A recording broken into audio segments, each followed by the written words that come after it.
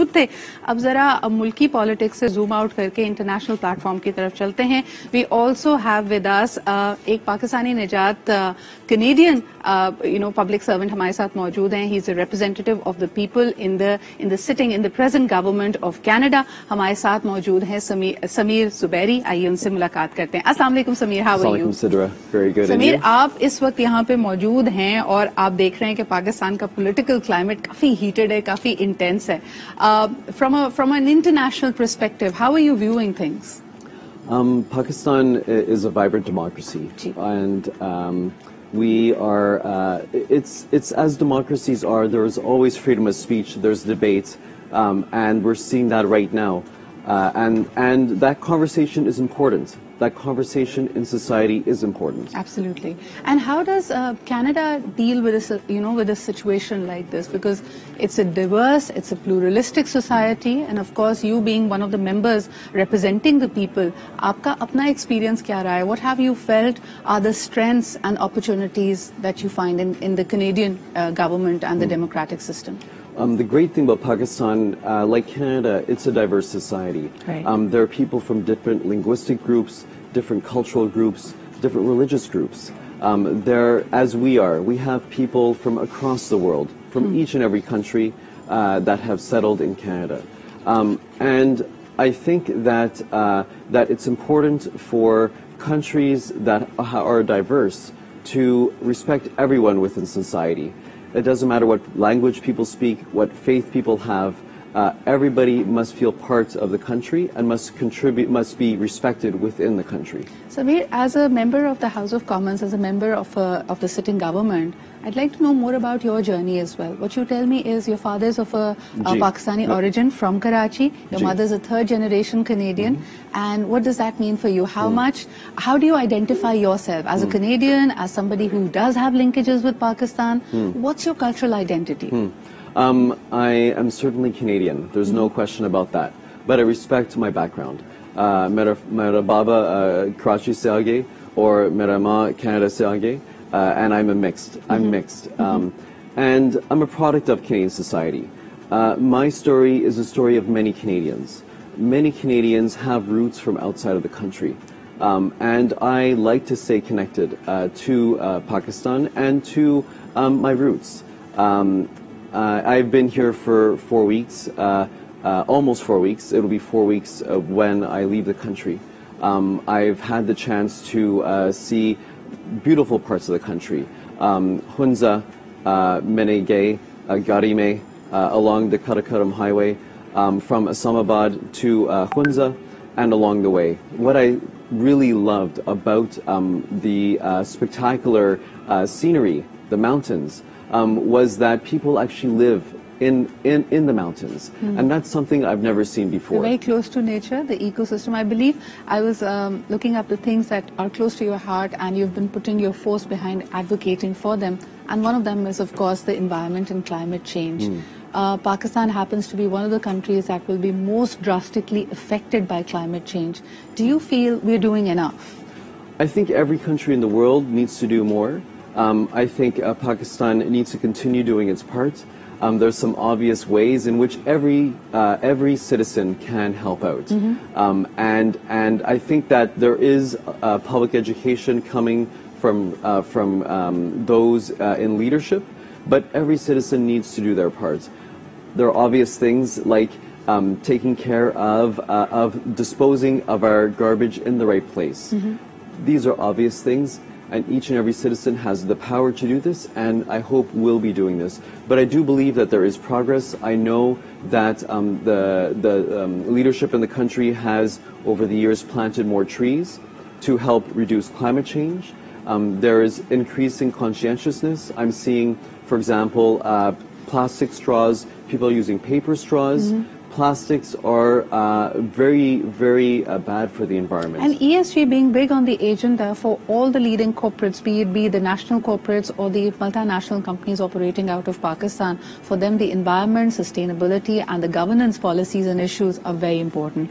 Samir, Canada happens to be one of the most popular destinations for Pakistani specialists, experts, young people who would like to explore opportunities offshore. These include students, these includes experts who'd like to settle abroad. How is that strengthening the people-to-people corridor between Pakistan and Canada? Well, in Canada we have about 250,000 Pakistanis that are settled in Canada, or people of Pakistani descent, I should say. And we have in our federal parliament, which we call the House of Commons, we have 5 members of 338 that have a connection to Pakistan, myself included. The people-to-people ties are real. Families mix and mingle. I'm evidence of that. Many other people are evidence of that. Right. And I know that this is an important aspect of the relationship between Canada and Pakistan. Right. So, maybe in any diverse and pluralistic society, there are also going to be differences. What is Canada's policy towards that? How do you actually promote religio-cultural tolerance, ability to actually see eye to eye, coexist peacefully?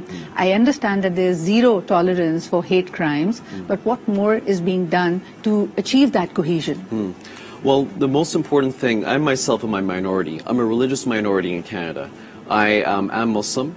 Most people are not. So I ask your audience to consider my situation and think about people who are religious minorities in Pakistan and know that things are challenging. Of course. When you're a minority, things are challenging.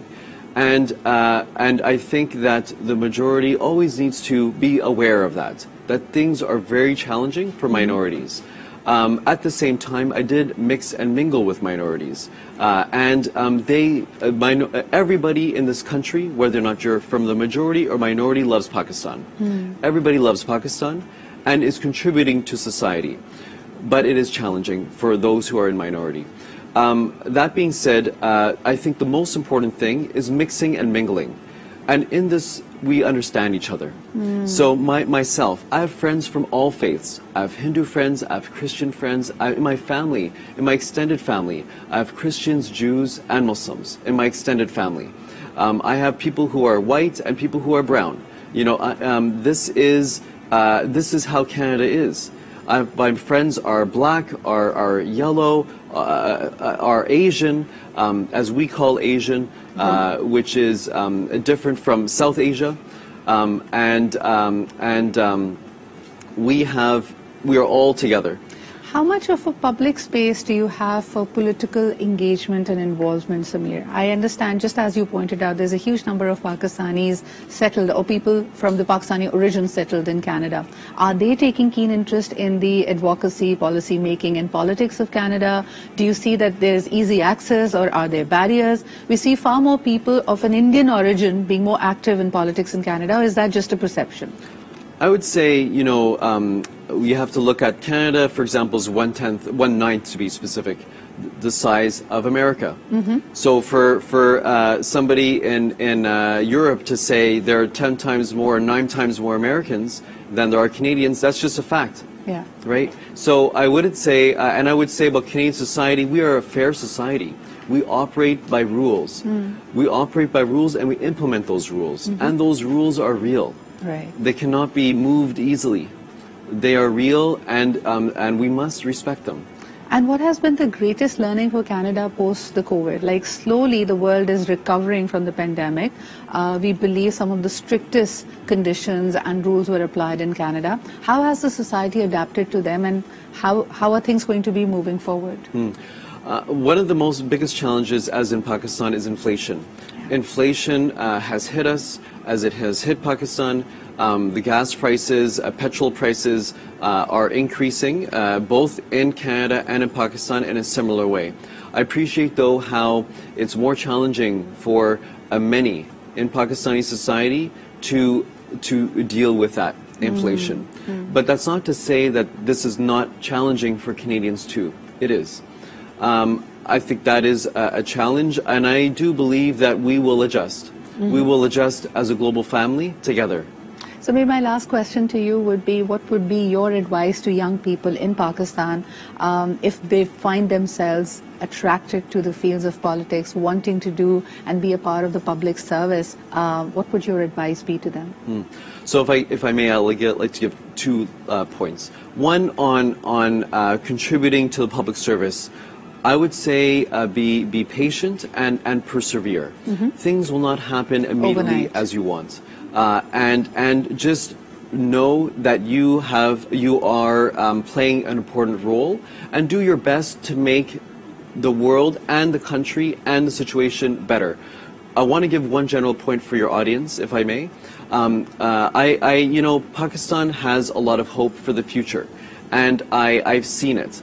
I know that there is immense talent here, and that talent is and can be fully harnessed. Very true. Anybody who'd like to eye a leadership position or would like to operate in public service, do justice to the problems in society, find solutions for them. It's so important to focus on similarities and not differences. I think your presence over here marks the same thing. We're more similar than we are different, and if we can just celebrate and find the strength in that, then there's no stopping us. Thank you so much, Samir, for being a part of the show, and it was a pleasure listening to you. We're going to take a short break. हम वापस आते हैं, कहानियां और stories और भी हैं बहुत सारी आपके साथ डिस्कस करनी है. Stay with us and keep watching Aaj Pakistan.